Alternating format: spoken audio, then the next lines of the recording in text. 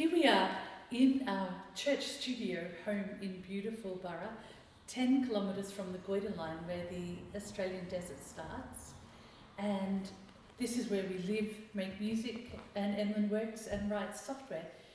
And we're going to go for a talk show vibe, even though it's just the two of us in our lounge room. It's very talk show. A very talk show. Very talk show. Yeah. Great. To talk about the multimedia that you have made to go along with the music I've written.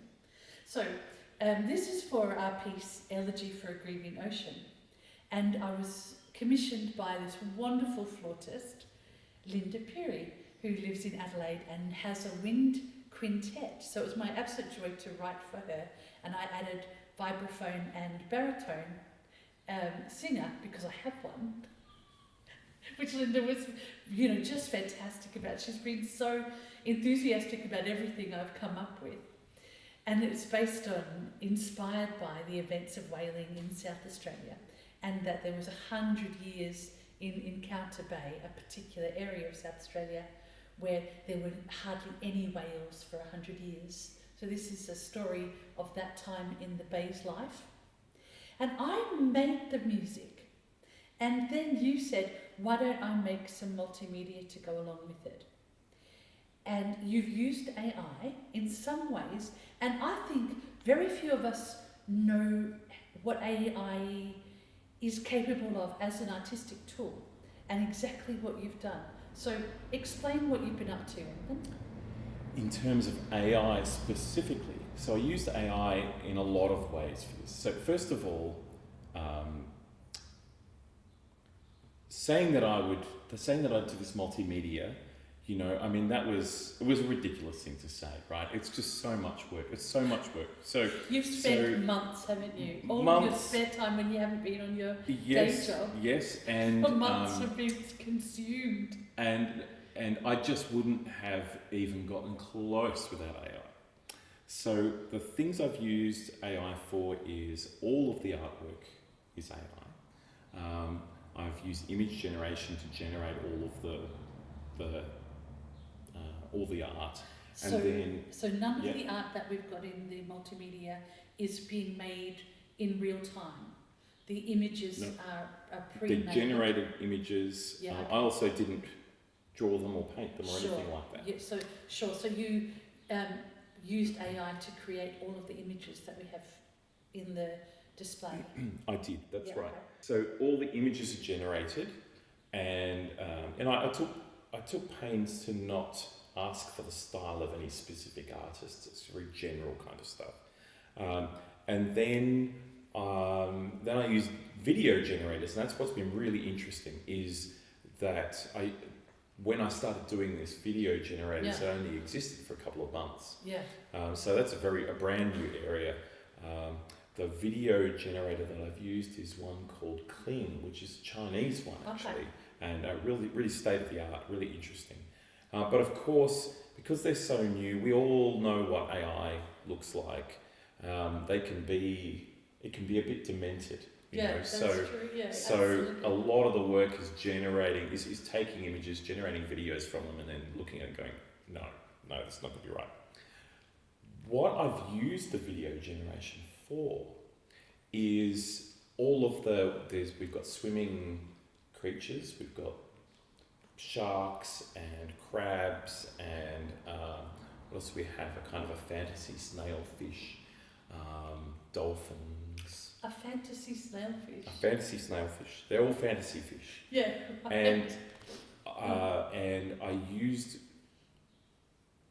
a video generator to create repeating loops of motion for these creatures that I then used so that I could place them in the scene and they would be moving like they were alive. Okay, so their movement or their looping, you're saying, is pre-done as well? Is pre-done as well. Okay, so perhaps I should have introduced this a little better and said that the multimedia responds to the music in some ways. So whilst you have organised the images beforehand and some aspects of the filming beforehand, the movement, you have a display going throughout the music that listens to and responds to the music as it's played. That's exactly right. So there are several sections. Yeah. There is a first. Do you want me to describe the section? Sure. For our audience? Yeah. So there's a first section which is whaleful. There's a whale in the centre of the screen, and all sorts of undersea creatures. It's a sort of fantasy scenes, fantasy whale. Yeah. It's all kind of bright colours, but it's a dead whale on the bottom of the ocean, and then lots of creatures come in, crabs and fish and so on, come in and sort of slowly devour the whale. Yeah. So the responsive part of that is that creatures come in based on the pitches that are being picked up. Whether the music is high or low. That's right, and on how much is going on. As the music builds up, more and more creatures come in.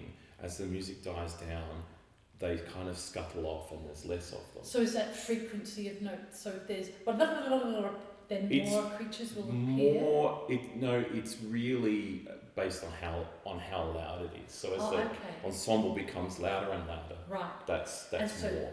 And loudness would be a combination of both the volume each musician's playing at, and also the cumulative sound of more instruments are playing. It's just going to be louder. That's right. Most likely. That's right. So when you do that, they appear more.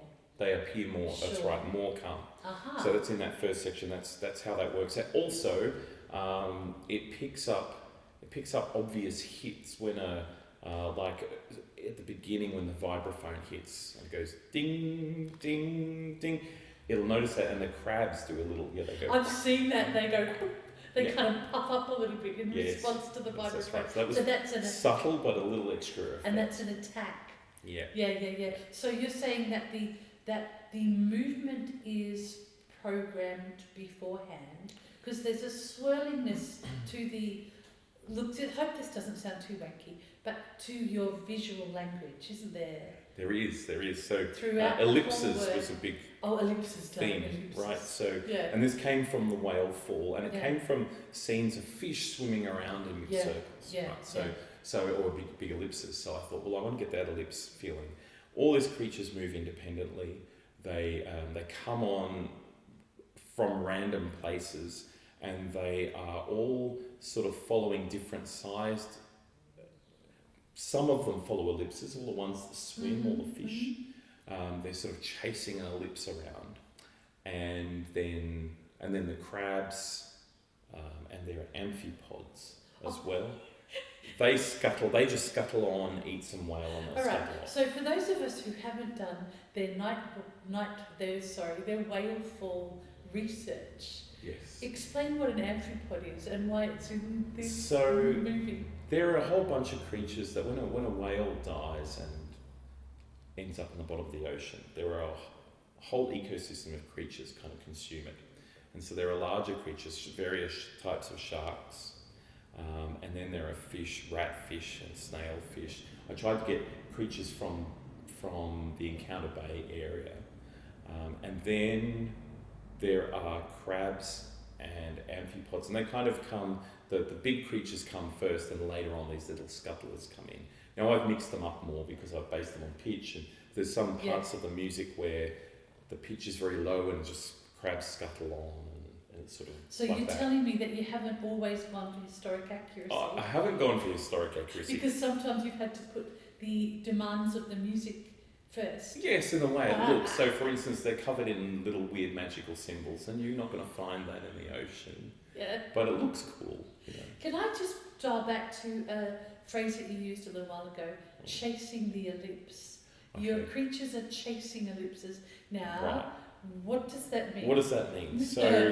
So whenever one of the swimming creatures is added to the scene and it starts off the screen, then a sort of random ellipse within certain bounds is created. We don't see it.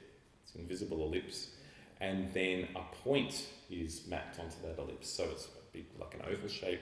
There's a point somewhere. Okay. And then that point moves around the ellipse. The creature is off the screen somewhere, Okay. and it swims towards the point, but the point keeps moving around the ellipse, and the point moves more quickly than the creature. So in fact, would be going like the creature's following this point, following. It's going up around the ellipse. It's turning around like this. It's still chasing. The point should be moving faster, so it's still chasing, and it can never catch this point. And so the creature, as you see, it sort of spiral inwards, and then will find its sort of level and be chasing this point. But the point gets out in front of it, so sometimes it will kind of have to do a flip around and do some funny things. So it's not just locked running in a tight ellipse, it's in a much more sort of organic. What ends up happening is it's a much more organic looking thing that it's doing. Do you remember years and years ago, I think this was before we had children, we played a race car game, and we could add one point to X or Y dimension through a grid, and we were trying to race around a track. And when you've been describing this chasing the ellipse to me, it's taken me back to that game you made, the race car game. These are all related, all these things. These are great themes that run down my life. Ridiculous things based on Euclidean geometry. Okay, so you've got your Euclidean geometry, and this is all pre-programmed in Python. In Python, yeah. And I've got to remember it's Python, not Python. Is that right? Python. I say Python. Americans tend to say Python. Yeah. You can say either. That's okay. Sure. It's named after Monty Python. Oh, so fantastic. it is Python. Right. Yeah. I didn't know that. I thought it was named after a snake. It is not. Great, fantastic. So, so that's pre-programmed chasing the ellipse. Yes. And so the responsive multimedia aspect on the day when the music is played, I should say that you have some microphones that are there listening, not to broadcast the sound, but to pick it up. It then goes into your computer, which is then running this multimedia. So you've made the images and the chasing the ellipse and beforehand. Yes. The AI helped you with the images. Yes. Because you're not an artist yourself. That's it. Well, we've talked about this, and we don't. Well, I'm not a visual artist. Sure, we don't have language yet, I think, to describe people who are using their judgment to produce work using the AI tools, and it's very it's a very sensitive area, and you and I are both artists ourselves, and when I listen to music that's made by AIs, I feel nervous about my work in the future, and when I read writing by AIs, I feel nervous about my work as a writer in the future. Well, look, also we're sensitive to this, aren't we? I'm a professional software developer. Sure. And the third thing that I used AI for was to write the code, to help me write the code. So it did the heavy lifting. Yeah. And so I get it there as well. I mean, it's doing what I have spent 30 years becoming good at. Yeah. Because you are a software developer and architect in your day job. Yeah. And have been using AI in your day job for some years now. Very much. Tools. Yeah. Yes, for a couple of years, this generative AI is very new. Yeah. I made the conscious decision to embrace it. I think it's a fascinating technology. It is going to come out and do its thing, no matter what, really, and I just find it really exciting. But in the realm of images and video, I'd been really experimenting with those, seeing what I could do, and doing lots of crazy things. And this was something that was sort of niggling away at me, was, you can make sort of silly things and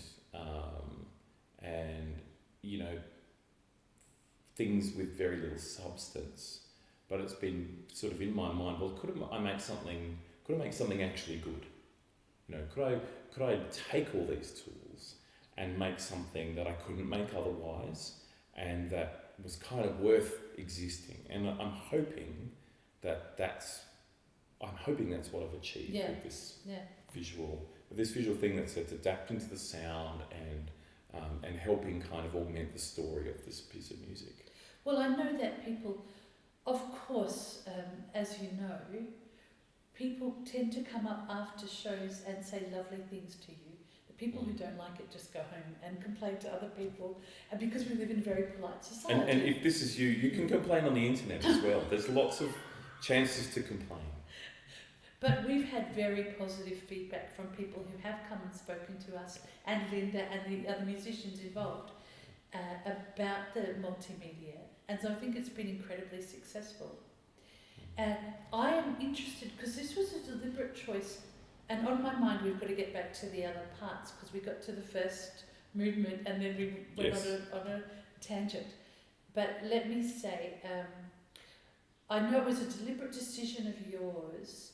A couple of things were quite deliberate artistic choices, and one was to not have them sort of dancing, perhaps choreographed is the word I want, in an obvious way to the music, because you thought that actually might be distracting. Yeah, so there's sort of this, 90s era, things that show up on computer music players, where as the music's playing, there's all sorts of things going, in time with the music and whatever. Yeah. I didn't want to do that. Yeah. We're not making a fancy display for a graphic equalizer on a boombox or something.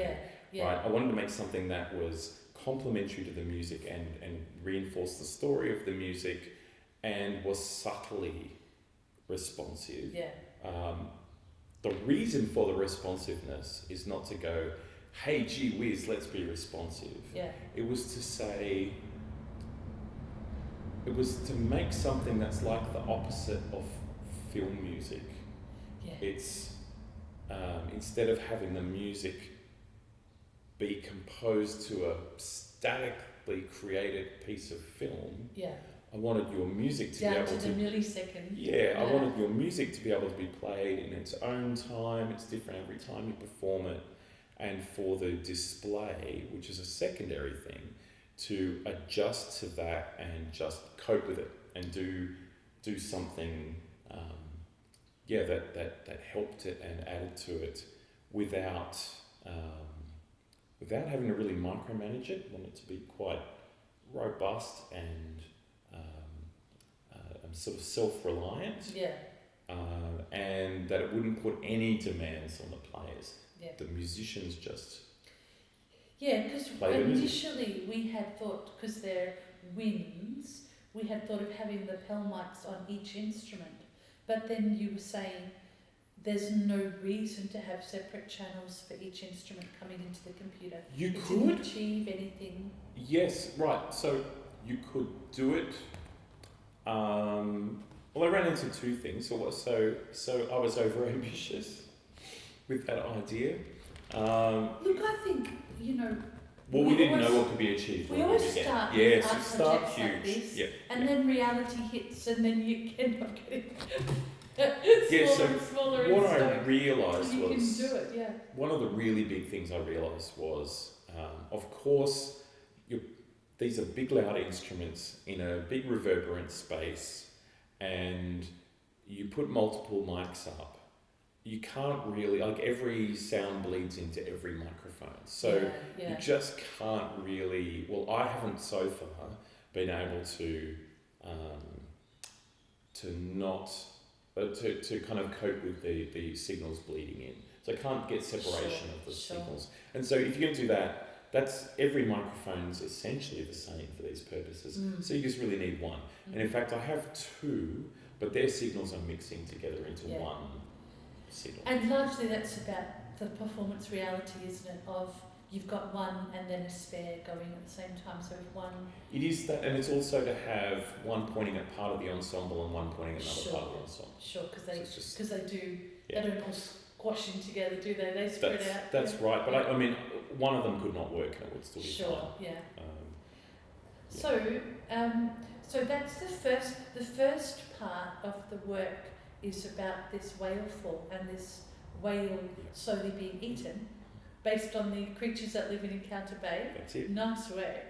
Chasing the ellipses, and their entry and the number of them is managed by the attack and their movement. Some of the That's crowd's it. movement by the attackiness, and then we move to the second section, which, when I composed it, had this feeling of the first section feels like it's above the sea, and there's a lot of movement in the music because the ocean is still moving, and putting on a brave face in my own idea of what the story is. And then we get very slow and very dark, and we've gone under the sea to see from inside the emptiness of This the is ocean. like a big beast. I think of that, the first section is the A section, Sure. and it's quite busy. There's baritones, banging on, and on it goes. And then this B section comes right back and starts very softly and builds very slowly over quite a lot of minutes. And I have a hunch that if I hadn't had the this multimedia work, the pace at which the music moves might not stay engaging. It feels like to me a piece now that when I see what you've done here, I'm really grateful for it, because I feel like this feels like a soundtrack to me, in that it's not music whose pace would stand alone as a concert piece. I don't know if I'm right or not, but that's the feeling I have. I think it stands like it's a beautiful piece of music, Jodie. Oh, But yeah, but to me, I think it feels like I would have done something differently. I would revisit that work if I didn't have your beautiful visuals. So talk to what happens in that section. We've got a lone bassoon. Second section. Very So slowly. I began by thinking, you would talk to me about, like, this middle section is 100 years of the whales being gone. And so we started with this idea of the whales are gone, and I thought, well, how do I do a picture of not a whale? Right. And that was sort of stumped me for a while. I thought, well, that's not going to work. I'm going to do something else on that. And see, often, like you're saying in film music, for film composers, directors say things like this to the composer, and composers have to go, all right, well, I'll make music of not a whale. Yeah. So we've swapped roles. That's right. So I'm in that role. So I was thinking, I had been thinking of doing an undersea scene separately anyway, that was like a magical kelp forest with creatures in it and so on. And then when I was experimenting with it, I sort of came up with, well, let's make it all neon. I was thinking of the deep undersea where there's no light and creatures sometimes glow and so on. The anglerfish that have the little light and they attract things. And so there's this different kind of light down there. But then I thought, well, let's not make it subtle. Let's make it very neon colours of bright pinks and greens and blues. And I've got this undersea kind of coral garden that is a video, so it's a looping video that all these things are going on in it. And then, but I wanted to reveal it slowly, and so I had this idea of, back when you're in kindergarten and you make pictures where you paint some picture and then you cover it in black crayon and then you scratch things off and the colours come through. Yeah. I thought, well, The craypa. The black craypa. Okay. And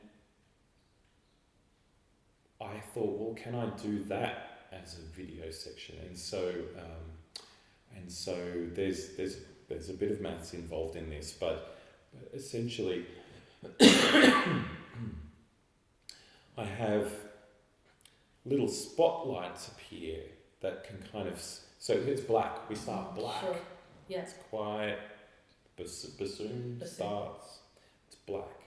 And then, and this is all based on the intensity of the music, so that really the volume, right?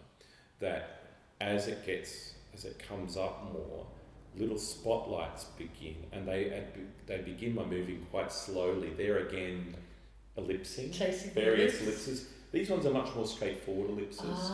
They just are on the ellipse, Sure. but they are all different ones, and so and sort of the bigger the ellipse, the faster they move. But to begin with, they move slowly, and they move around. They're just like little spotlights through the black, and you can see this garden Yeah. behind. And you can't make out what it is. You can see that it's brightly coloured and interesting. Every now and then you spot a fish or something swimming around. Yeah, I've noticed But that. That's it's exciting. hard to know what it is. And then as the music comes up more of these turn up, and maybe you get more of a glimpse. And so that's based on volume. This So is all about based on volume. Sure. Yeah. And then, like, a big part of the way through this section, there's a place where it sort of takes off and becomes bigger. Yeah. And I have to tell it to go into a new mode Yeah. where the spotlights now sort of leave a trail that's dug through the black a little bit. Yeah. And so Yeah. they show the background quite strongly. Yeah. But then this trail just shows it in a very ghostly way. And as more circles, more of these circles running in ellipses run over the same spots, they dig out more and more of the black, and it becomes brighter and brighter. And so slowly the scene is revealed. And I think it's really it's wonderfully effective. Yeah, it really is magical. Yeah. Sort of approach. And so we go through this whole B section where the music's ramping up, and this underwater garden is sort of revealed. And then as you're really starting to see it and that section ends, then we get into the next part of the B section, which I think of as the dream. And it's in the text, isn't it? I dream you've risen yes, from the the dead. baritone comes in and sings about, I dream you've risen from the dead, unafraid? Unchanged from the earth. From the earth. And I see a dream. We both are young. You've looked at me like you did back then. Yes, that's right. And it's from a Russian poem from the 19th century, and the full poem is, I'm out on the step and I come to the grave in the night. Right, and you're singing about this memory of the whales. Yeah. Right. And so what I thought I'd do, I just get really literal, we're going to show the whales now. And so we go out of that coral, that neon garden, undersea garden, it fades to a bright fantasy neon undersea world, and then we see these glowing neon whales, and we have this blue one and a pink one, and they're covered in sort of magical symbols, and they slowly float majestically through the water, and then we see them together. And this is the only bit of the display that actually doesn't respond. It's not responsive, it's just a little section of video. Yeah. It all moves slowly. Yeah. It's about a minute. Although we will say that you based the film on a recording of the piece that we had done in rehearsal. And so it matches closely. Yeah. Like I know pretty much how fast it's going to be. That bit, it doesn't need to be exact. It kind of progresses along with those things. It can go longer, or like it's made so that it's a lot longer than is necessary, and we can just fade out whenever we need to. And so that's great. There's something you said in there, which is that you are operating a little bit of this multimedia display in real time, as well as the AIs. So just address that. What are you doing while you're on stage singing your heart out? While I'm singing, I also have to operate it, and it's just a little bit. So this is I was saying it would be robust, and it would take care of itself. Yeah. And I wouldn't have to worry about it. But it doesn't take care of itself completely. I still have to switch between these sections because it doesn't know that we're going from one section to another. Yeah. So, for instance, the A section finishes, Yeah. and I need to press a button to make it move to the B section. Sure. And then I press a button to bring the trails in for the circles. And over about 13 minutes the piece goes for, you push the button. Once we get started, it's like 5 times, and you were saying that you would like to explore how much using AI tools, and you don't know yet what's possible, and also because AI is developing at such a rate, even if something is currently not possible, there's no guarantee that it won't be doable very shortly in the future. Yeah. Now I'm quite restricted in a lot of this in that we're trying to do things in real time. Sure. And most AI stuff is it's got to run in data centers on huge computers. Yeah. It's slow. You've got to kind of like generating a video might take at the moment. Could take 20 minutes to generate 10 seconds of video. Sure. So like that minute you've got of the whales, or around about a minute of the whales dream scene, how long would that have taken? A solid couple of days. A couple of days. Generating alternatives and trying to get enough video to put together. And you're in a sort of production curator role as well, and working partly with the video generation and then putting it all together in Shotcut was using technology that existed 10 years ago prior to AI. This was standard video editing, which is a relief after everything else. So then you get back to the final section. Finish the dream, so the whales have swum and all that stuff, and then we come back to the end of the piece is it's not a repeat of the A section, but it's very close. It's like an A dash. Yeah. Different lyrics. In fact, the only difference is the lyrics and one beat. At one the very bar, end. the very end, which tails off. The coda is a coda, and there is one, because of the text changing, I had to put in an extra beat in one bar, but the musical content is identical, just the text. So from your point of view as the baritone, it will feel, well, this is quite different, but the wind players and the vibraphone player will be going, it's the same. Right. So it is. So it's a revisiting of the first section. Yeah. This is not an unusual structure for a piece of music. So I thought, well, I want to go back to the whale fall scene. Yeah. But I don't want to go back to the whale fall scene. I want to do something new. And so, what have we done so far? We've seen the whale fall. We have the dead whale. We've had creatures feed on it. And the thing we haven't said here is, as it gets fed on, the skeleton appears. So it's a skeleton body end of being. Yeah, so you actually had two images, didn't you? I did. It was very whale carcass and the whale skeleton. Yeah.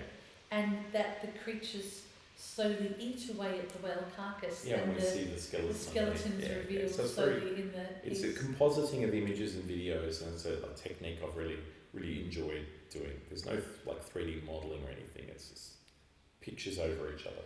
Which is something that you have been doing for a few years as a digital artist, That's right. Yeah. So in this second, this end whale fall, something else happens with whale fall, with anything that dies in the ocean. If creatures die on the land, then they might be eaten, their flesh might rot away. Their skeleton, their bones remain, and we know the bones can be fossilised in rock. They can lie in the environment for really long periods of time. You might see them hundreds of thousands of years later. But under the ocean, I didn't know this until I think I found this out when I was reading about the Titanic, actually. But under the ocean, bones are dissolved by the seawater. So the skeleton's revealed, and then we've got the middle section of the song, which is representing this sort of 100 years of no whales. And I think, well, what's happened to that skeleton during that time? It's dissolved, it's gone. So now I'm back to, how do I show no whale, right? This whale is gone. Did you discover when you were researching whale fall? Because I hadn't thought about whale fall when I was writing the music, so I had no knowledge of it. I didn't research it for the music side of it. That this process of the whale being eaten and then dissolving is a process that goes over about 100 years. Was that? I don't know. No, I couldn't. Oh, okay. I don't think so. I think it would be much shorter than that. Okay, sure. Yeah. I just vaguely remember you saying that, but no, I've made that up. Okay. I'd say it happens quite quickly, actually, and I don't know exactly how long it takes the bones to dissolve, but reading about the Titanic, one of the things they talked about with the people is that when you go down there, and obviously it's a fraught thing to do, but if you go down there and inspect that wreck, and this is true for all shipwrecks, you won't find skeletons of people, except if they were sealed in a section or something. Right. Generally, you won't find skeletons people, you find, what you tend to find is their boots. The leather remains. So there's just boots. Just that spooky But poetry, the clothes isn't it? go. You know? Yeah, that's right. Just these empty boots. So anyway, the whale's gone. And so I thought, well, I'll go back to how do I do no whale? And what I wanted to do was, like, we want to have some sort of ritual for this whale that's gone. So again, we have creatures chasing an ellipse, going around in these organic ellipse-like shapes. But now there's no whale in the middle. Yep. So, and they come on, and in this one, a lot more come on, and it's all dolphins and sharks. What a big, majestic-looking characters. And they first, as the music builds up, they just come on, more and more and more of them come on, and they're kind of swimming all over the place. Okay. But then slowly, just due to the maths, they settle down slowly over the period of a minute or two into this ellipse shape swimming around like real creatures might. Yeah. And what are they swimming around? They're swimming around this absence. And I wasn't sure if this kind of communicated itself, but we actually had a friend of yours say that she kind of picked all of that up, and it made her teary because she was like, oh, the whale's gone, the whale's not coming back. Yeah, that's right. She was hoping to see the whale again. I kept waiting for the whale to come back and it didn't, and I realised that was the point. That's it. Yeah. Yes. It is. And I felt, on the one hand, I felt disappointed that I hadn't given her what she wanted. She wanted the whale to come back. And on the other hand, I thought, well, we've been really successful because that's what the feeling that we wanted people to the have. Elegy, you know. Yeah, that's right. That's right. And I want to feel right at the very end, before it fades to black, that it's this feeling of a ritual that they're swimming around and around in this big ellipse. In a funeral ritual, a rite of death. Yeah. And that all is there is, that's the memory of the using one. to talk about that. Have you called it a rite? A ceremony. A ceremony, yeah. Or a ritual. Yeah, sure. Yeah. Now, we haven't gone into detail around the Python that you've been using, but there are, the world is full of programmers, and it's okay if I don't get this. Do you, because, I don't, as you know, I've got 10 start, but it might not even be. You said I don't even need to say that. I was programming in BASIC in the 80s when I was a kid. Yeah. And that's the last time I've done it. Yeah, it's an OG programming, that stuff. Yeah.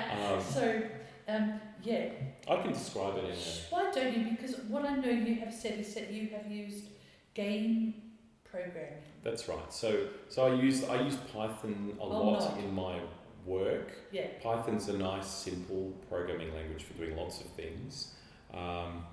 It's not a fast language. It's not an especially good one for doing graphics. Okay. But it is it's a good one if you want to spend less time on it, right? So it was good from that point of view, and it's been good enough to do what we needed to do. So Python has libraries to do all sorts of things. You can do all sorts of kinds of programming in it. In this case, I've used game libraries. So there's a library called Pygame. And is that because games are reactive? Yes. And they are reactive, and there's a relationship between visual and sound elements. Well, not necessarily the sound elements, but very much sort of, you've got lots of things that you're placing on a surface and you're moving them around. Gotcha. And layers of image and so on. Yeah, right. So Pygame had all of that sort of stuff. Gotcha. Yeah. You've got to kind of augment it with other stuff to let it work with video. I had so that was interesting, and my idea was to have these little characters moving around as looping videos with transparency, so that because a video is rectangular, but a shark is shark shaped. Yes, and so you need to be able to cut out the bits that are not the rectangle. Yeah. This is something we can easily do in an image. Yes. Because we have images that have transparency. Yeah. But sure. I found, the more I dug into it, the more I found there's not really video formats that do that. Okay. I'm trying to place videos on top of videos and type of images. Because like at the end, for example, that going back to the first section, you might have 50 dolphins and sharks there. And they're little videos. Each one's a little video. Right. So you've got actually, in the sort of third dimension, we've got all these videos sitting on top of each other. That's right. Each one's a little video, a little looping video. Yeah. So I had to come up with I had to write extra software to take these videos that have come from a video generator and then turn them back into a sequence of hundreds of images. Okay. And where they could have a translucent. That's right. And the the videos themselves I generated with like a green screen background or a red background, depending on the colours that were in them. Sure, right. So they, so they're these strange, like I'd be taking to the video generators, here's a fantasy shark in a green background that's swimming along, and we would animate it. And so I've got all these little videos that are green or red or whatever. Yeah, and then some software to kind of take out to do the chroma key aspects so that I can make automatically a whole sequence of images with transparent backgrounds, and then those images have to be loaded up and played in sequence by the game engine code. Yeah. So that was sort of interesting. The driving via audio. Because you had to write programs to get the computer to sort of listen and make decisions about pitch and volume and attack with your 3 dimensions. Yeah, so I have some listening. This is a multi-process program that has an audio process that just does the listening, and that'll run on one core of the CPU. It'll do that, and then it pushes messages onto a queue that all of the processors can hear, and then there's another processor which is doing all of the video, and there are some other processors doing some other background stuff, but the video stuff all happens in one process, the actual display, and it's receiving these messages about what's happening in the audio, key presses. I had to write a program to run on my phone so that I can have buttons I press on my phone, and they get picked up over the network to drive this change from one section to another, because my computer will be far away from me while I'm singing. Tomorrow we're actually doing this in a 100-year-old cinema down at Victor Harbour, which is the very place that the music and the multimedia is about. Yep. And they've got this beautiful Art Deco cinema there where we're going to be doing it. But the computer will be in the projection room. Meanwhile, you'll be up on stage with musicians with film just behind you on the big screen. So you can't be pushing buttons on your computer. That's right. So you wrote a program to make... I used AI to write this program. I can show it to the camera. There's You turn your phone into a remote control for you. Yeah, and it's a remote control for the software, so the software on my computer will change when I press the buttons. I don't know if it's still listening. It's still listening over there. Yeah. We can't see it on the camera, but so, and that was all written in a conversation with AI. I didn't even know I could write Python software on my phone, but I went through. It took about 2 hours from going, I have a really big problem. How am I even going to control my computer? To having a fully working and tested solution, and that was again thanks to AI. So lots more AI involved. Yeah. So you've been using AI with image generation, with the film, as a tool in helping you code. Yes. Wrote most of the code. Yeah.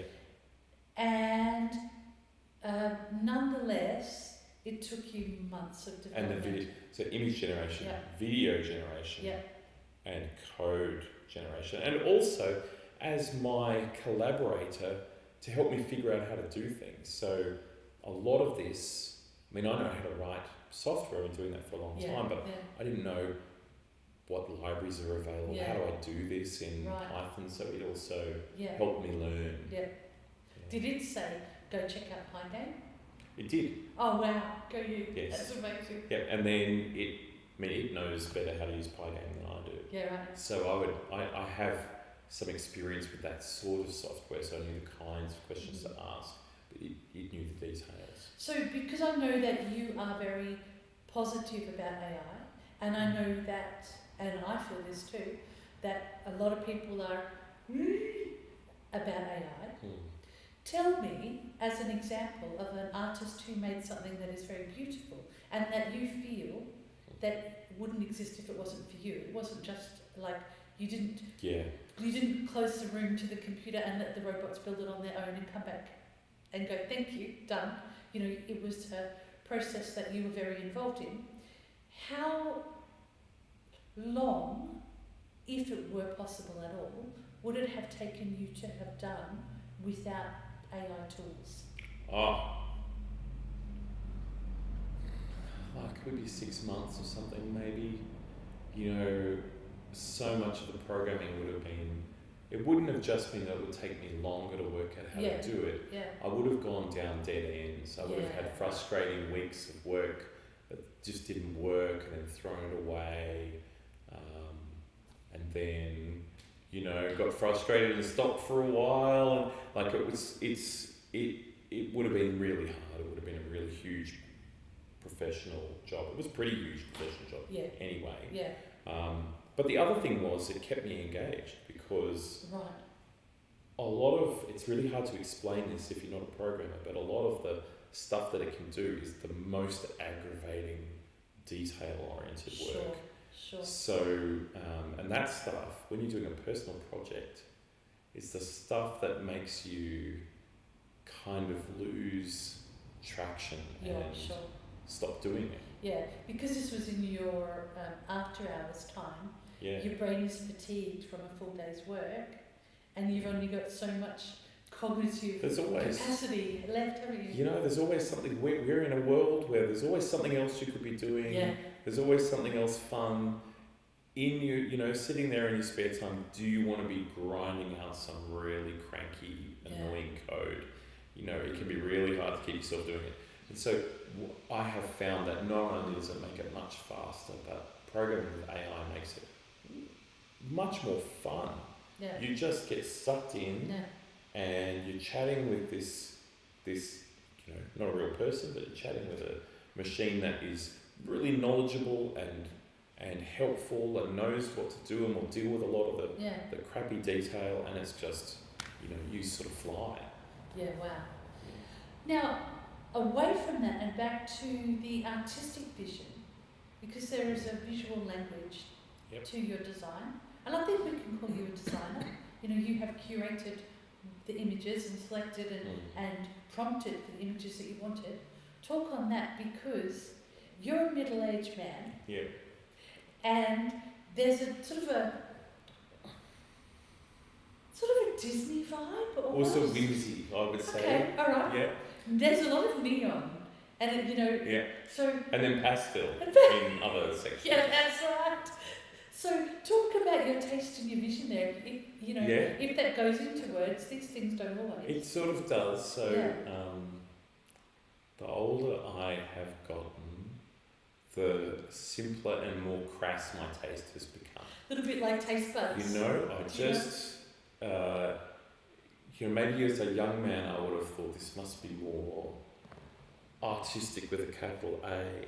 But the older I get, I just want it to be cool. You know, I want it to be fun. And I'm like that about all artwork now. You know, it's very hard to drag me to see anything in a theatre or, you know, because your mother was a visual artist and you spent more of your childhood than you would have otherwise being dragged around. Being dragged to art galleries. You know, the trauma, you're bringing back the trauma. Back in the trenches. Of modern or art on the kind of minimalist leather sort of seating pads in these white galleries while, you know, hours went by, people looking at the paintings. So anyway, so, you know, and I'm in my 50s, and something that occurred to me at some point, it must arrive for all of us, was in my 50s was waking up one day and realising, I don't have to do it, you can't make me, you know, as a general life statement. So And so the things I make, I'm a very, very hard customer to satisfy. Yeah. Right? I just don't want to have to sit through stuff I don't like. And so I want that from the things I create. I think, well, I have to be able to sit and look at this for the whole period and think, yeah, that was cool. And so any sort of, is this gauche, is this, kitsch? I don't care. The only thing I care about is, do I like it? Do I like it? Do I keep liking it? Every 10 seconds or so, am I bored? Yeah. Or am I still here? Yeah. So hopefully the audience is benefiting from my my short attention span. I mean, we live in a time where people have a divide between art and entertainment. Yeah. And I'm not a huge fan of that either, that you have to choose one or the other. And I think the greats never choose one or the other. They go, I reject the dichotomy, be both. Like, let's be good. Yeah. I just want it to be fun. Nice.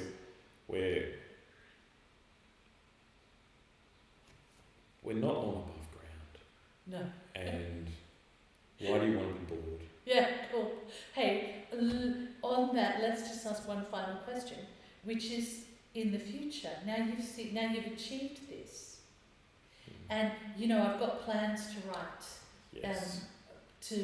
write, more. I've written a third movement. This will become the second movement. I've written the third movement. Also want to write a first and fourth movement and have this major work telling about Wales. What are your plans to go along with the so some of this multimedia is, side of this? I can't hardly even think about it because it's just so much more work. But this was about capability as well, right? It was about, can we do this at all? So this was a proof of concept, just to sort of trying it out. And also kind of building skills. So now I know I can use all these tools and I can do this, I can do more of this. And so this is something about going, if we've got a huge screen, we can put something really interesting on the screen and have stuff happen. Yeah. So there'll be more of that. And I've been saying to you, when we do the larger work, I want the that's what I'm getting to. So roof, the whole ceiling. Then we want to add more. So I think as well as big screens that are relatively clear, we want to project things onto the walls that are much less clear, but everything moving. Right. So if we could be underwater and there's water rushing above and around people. Yeah.